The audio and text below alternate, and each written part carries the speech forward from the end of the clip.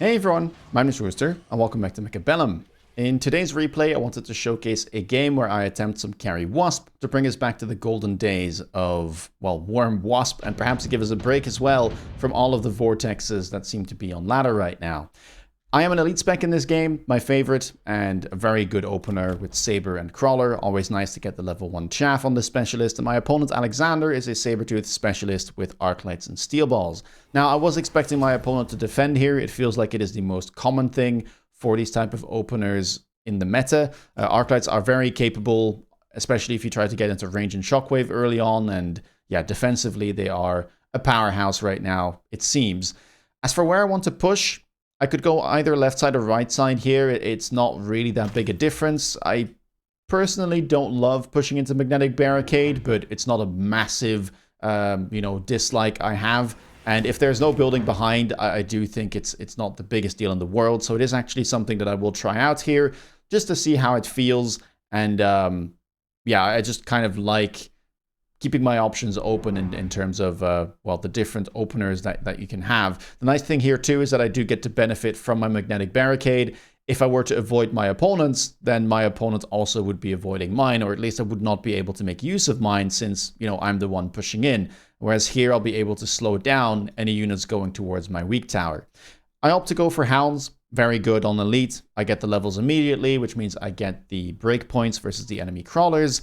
And, I mean, that's pretty much all she wrote. I do sell out of my building immediately. I think that is a thing that you should always do when you play aggro. It just stabilizes the economy very early, and especially on Elite, that can be very important because it just broadens your options, which you normally don't have too many of on round 2. Very awkward turn for Elite without that extra cash influx because you're often going to be stuck buying 2 150 costs, especially if you need to grab an item or pay for a unit drop.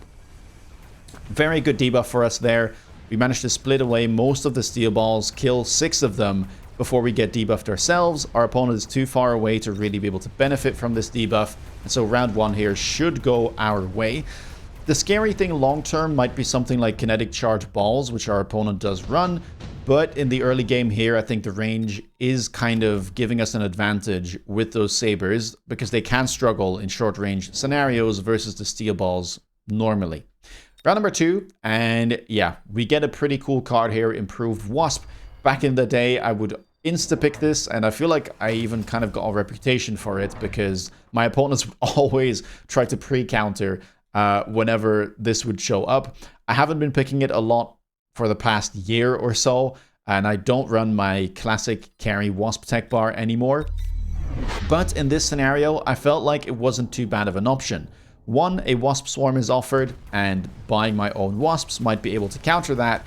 And 2, especially on Elite, Improved Wasp can be a bit of a pain for the opponent to deal with. It requires a lot of investment, usually tech investment, to be able to take down this pack of level 2 Wasps, because they have 10 bonus range, 60 bonus attack, 60% bonus HP. They're quite menacing. And yeah, I feel like you can just buy 1 pack and then just kind of chill. Like, let your opponent commit to an answer, and then you can even sell out of the Wasp if you really want to, because you got your opponent to, you know, respond in a greater manner with more resources than it cost you to just put 1 Wasp on the board. We do end up losing there. 2 debuffs, not fantastic. And we immediately get unit reinforcements here on round 3. There is a Typhoon, but I'm pretty happy that there's no Mustang offered here. That would have been the worst, I think, for sure, with the Wasp commitment that we have. But Typhoon I'm not too scared of. It's not great in defense, and even into CARRY WASP, especially CARRY Improved Wasp, I don't think it's the best. It's kind of low range, and it is often a frontliner, which means that it will end up dying first in the battle, and, well, that's not great to try and deal with these late Wasps if they end up becoming a CARRY Wasp with range enhancement. I opt to go for the Phantom Ray. Really good, I would say, for me in this particular situation, because it provides an option to go for something like armor enhancement against, you know, potential Mustangs, or even if my opponent decides to invest further into the Typhoons. And it also provides a frontline unit for something like Fortress Anti-Air, which would be the other thing that I would expect. if I end up buying more wasps. Round number 3 here, and both of us decide to go for range on our chaff gear unit. That is kind of the thing I want to sort out first, and again, I wasn't necessarily planning to go for CARRY WASP at this stage of the game. I just kind of wanted to make a board that was very versatile, you know, where I had a bunch of chaff, where my chaff clear was solid, and then I could always build a carry unit around that later on. And the wasp is just kind of there to make my opponent have to, you know, respect it or lose the round. And in general, just spend resources on units that aren't as versatile, right? Being able to, or having to buy something like Mustang with range this early isn't great, because it'll eat away at other, you know, options that you might want to go for, like range on the arc lights, more arc lights, or just DPS options in general. And it might end up feeding a lot of resources into, you know, the leveled chaff gear units that I might have. Wasps here are simply going to win. My opponent doesn't have the anti-air required, and yeah, as mentioned, the Typhoon just can't really do too much there on the right side, as it gets overwhelmed as well by my ground units. Round number 4, and tank production line haste modules show up. I mean, for elite spec, tank production line is kind of a no-go, because building giants is just a little bit too expensive at this stage. Haste module, something to consider, but I was a little bit intrigued by the super heavy armor, because I felt like my opponent was starting to have a lot of problems here. They haven't really countered my wasp adequately. And now there's also a Phantom Ray on the board, which requires a different response, because a tanky Phantom Ray is not going to end up dying to, you know, Mustangs with range or a level 1 Typhoon. But in the meantime, a unit that would kill something like a Phantom Ray, like, you know, let's say a Raiden, is not good into Wasp. So I didn't mind going for the super heavy here and really start, you know, piling the problems on top of one another for my opponent. We do get kinetic charge on the steel balls, kind of expected, and I therefore add a crawler and a wasp on the left side to try and stop that from getting a debuff. And that's pretty much the round over with. I do already have the first and second, or the first attack and defense enhancement in this scenario, partially due to the fact that I am selling out of my sabers. And my opponent goes for a lone level 1 wasp. So here I do think that my opponent is being a little bit too apprehensive, right? It is good sometimes to kind of wait for that second unit drop to perhaps give you, you know, a bit of a bailout or a better option that you have to pay less for. But if you're starting to see that there's two problems you have to deal with, in the form of an air tank and air chaff, you probably have to buy something yourself and then hope that the second thing shows up from a unit drop so that you know, fix the issues relatively quickly. Here though, level 1 Wasp is not going to be able to contest whatsoever, and at this point I realized, okay, this is too many rounds in a row where my opponent is somewhat disrespecting my Wasps, and I'm not really afraid of, you know, the options that are offered here. Yes, there's Fortress AA, but I already have a tanky Phantom Ray, and my opponent is not going to be able to kill that with just Fortress Anti-Air, so I'm not even sure if they're going to pick that. Farseer is maybe the scariest, but it's not great into Wasp. It's alright, and it does a good job into Phantom Ray if the opponent runs AA, but, you know, I don't think it's good enough by itself. So at this stage, I was pretty happy to just start investing into my Wasps and give them range, because, you know, I've been monitoring the situation for a couple rounds, and I just feel like there isn't enough of a counter on the board right now, and my Wasps are starting to snowball a little bit, never mind about that level 3 Phantom Ray with the super heavy armor. Opponent picks up the Farseer, but they don't run AA on the bar, which I think is definitely a mistake. Missile Interceptor did get buffed, and I think it's a pretty good tech, but I don't think you can sacrifice AA to be able to run this. If you really want to have that on the bar, take off something like Burst Mode, take off something like Photon Emission, but Aerial Specialization needs to be there, because now I'm not convinced the Farseer is going to do that well into my board. I opted to go for the Stormcaller there from the unit drop. I wasn't really looking for anything in specific, and the Stormcaller sells for the most, and it also is a very good counter to those sabers that my opponent picked up early. So yeah, we can see that we take out quite a few right away. The Farseer ends up dying to my level 3 Wasps, The left side doesn't have a great counter to my Phantom Rays and my Wasps, so I end up winning over there as well. And now we can really start to snowball the air quite heavily. I can start buying more Wasps. My opponent is already down to 1800, and another super heavy armor shows up here. Missile Strike does show up as well, and I was a little bit afraid of my opponent using that. I could go for something like Energy Shield in this scenario. I could also just opt to tank, but I decided to go for the shield on the Wasps and not give away any tempo. And on top of things, this is just going to be a very good tech to have down the line. Opponent decides to go for range enhancement on the Farseer, which will keep it safe, but again, it doesn't really give it that bonus damage and target prioritization that you might need against all of these air units. I could have picked up the super heavy armor here as well, but I felt like it was maybe a little bit too much. And instead I diversify the cards that I pick by going for Advanced Shield Device, which should also do a pretty good job here of protecting my hounds. I don't have any chaff in front, so they are a target for missiles at this stage of the game, and putting a shield over them should mean that they stay relatively safe. I do notice that quite a few of my hounds at this point are dying early, but if I start spamming a whole bunch of Wasps, as long as my opponent doesn't have a ton of chaff, they can kind of chaff clear for themselves. It's nothing amazing, but, you know, they can help out a little bit. And on top of that, their DPS really isn't too bad. Now, I say that they can chaff clear for themselves. We can see that they are stuck right now for quite a while onto those Fangs, but eventually they will punch through, they get a debuff, and they should be able to take down that Farseer. On the left, the Farseer did grab a level, but it too will fall. Now, the one thing about Portable Shield on Wasp is that it doesn't really do anything against Farseer, because it fires 2 missiles anyway, but I didn't really buy it, you know, to deal with that. I felt like a different unit had to come out here at some point for my opponent, because Farseers just don't cut it with the text that my opponent had. Round number 7, and nothing really in here that I was too interested in. So probably just going to end up selling. I have a bunch of levels available here on the Wasps. I could sell my Stormcaller if I want to. And I mean, at this point, there's just a ton of things I could do. I can go for something like Phantom Rays with Portable Shield, Armor Enhancement, or just, you know, more Crawlers with Subterranean Blitz. All of those options, I think, are completely valid. And yeah, as expected, my opponent here does realize that they might need something else. So they end up going for the Mustangs with range and anti-air.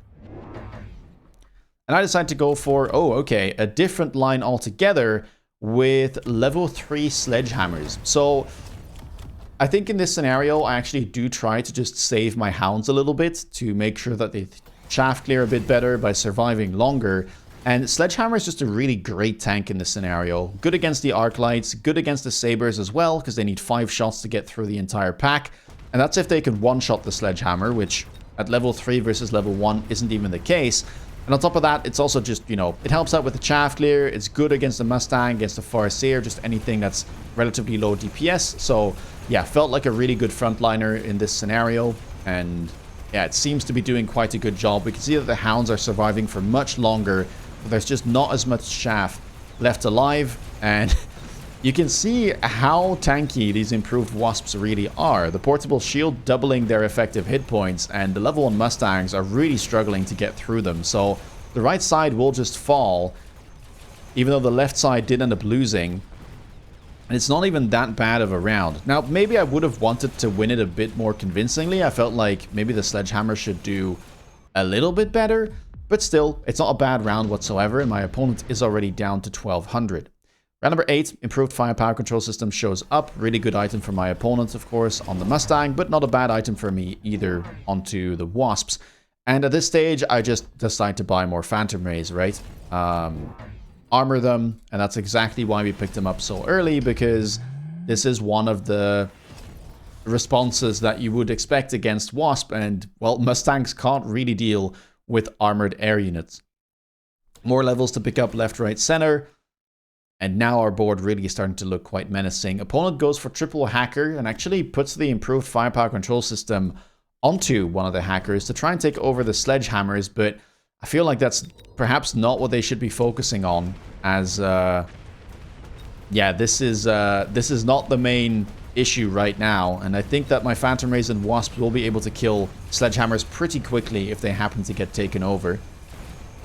There's also a little bit of anti-synergy, I guess, between the Sabers and the Hackers, because some of them do end up one-shotting my Sledgehammers, so that way they can't get hacked. And yeah, you can see that the air here is just completely out of control, even though there are some Farseers that are able to damage the Phantom Rays with the super heavy armor and the levels. It is just too much to get through. And yeah, left side collapses, right side collapses as well, and it very nearly is lethal, as we still have to go to round 9, with unit reinforcements dropping here. Now, perhaps a little bit scary is the Raiden, as it does contest the Phantom Ray, but you have to realize that the tankiness of this unit is far beyond what a Raiden can deal, at least in terms of one-shotting. So, if you look at the Raiden, it deals 11,000 damage per shot, and that means that this Phantom Ray pack with the heavy armor can actually, like, tank 3 shots, and that's, you know, if all of the beams end up going to the Phantom Rays, which won't be the case in the real game. It will get stuck on chaff, it will shoot at different units, so I'm not even sure if at this stage the Raiden really does that much. It does get picked up by my opponent. For me, there wasn't anything in here really. My comp is basically done at this point, and I just decide to sell and use all of the resources to buy even more Wasps and really try to overwhelm, as, yeah, I felt like my opponent just didn't buy enough air counters, and at that point you can sometimes just keep stacking the units and then overwhelm in numbers. Temp range, temp speed here get picked up, and it looks like my opponent doesn't even really want to tech the Raiden. They do keep it around, but they opt to go for the Mustang levels and the burst mode onto the Farseer, just to try and get through the Phantom Ray pack a little bit quicker. I don't think that's a bad idea either, but once again, it would have been nice if aerial specialization was available, because then you could really make sure that that burst mode doesn't get distracted for too long and goes onto the units that you want it to. Hacker is going to try their very best. And here we go. Will this be the final round for us, or is our opponent going to be stabilizing?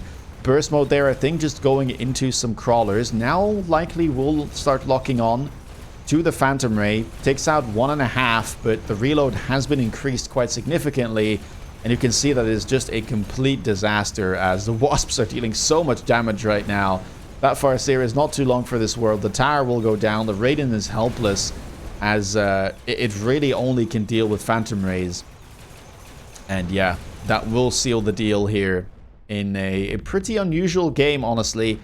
Not often that I end up picking Improved Wasp, and even less often that I end up playing Carry Wasp, but I think the cool thing about this game is that it does showcase how to go about kind of threatening your opponent, and then, you know, being patient with your techs. So even though I picked up Improved Wasp really early, I did not end up teching my Wasp until 2 or 3 rounds later, when I was certain that my opponent, you know, wasn't respecting them enough and I could get away with Carry Wasp. So you just buy one of them, you see how it goes, and in the meantime, you just set up your board, you buy more chaff, you range your chaff clear. You know, if the Wasp gets countered, you could just sell out of it and build something completely different. No big deal. But if your opponent ends up not having the correct techs, or you end up getting, you know, a good unit drop with a good item like this Phantom Ray, then you can suddenly like really crank up that pressure at the start of the mid game, and you know, you will have a nice little board of supporting chaff clear to go with it. Now, what should my opponent have done here? I don't think there's anything on round 9. I did attempt a few things. I think, you know, for one, try to run aerial specialization on the Phantom Ray or on the Farseer. I think that would have helped greatly. I do think picking up the Farseer on that unit drop on round 5 is the correct move. I don't think Fortress Anti-Air would have necessarily done too well into Phantom Ray, although it is also an option. And yeah, I mean, we could like try and take over the round just to showcase, but I have not been able to win this. I think the best result that I could achieve was by stacking all of the Raidens on one side of the board here. So basically just ranging them and then putting all of them side by side over here. I would end up selling something. I think this Sabertooth can go.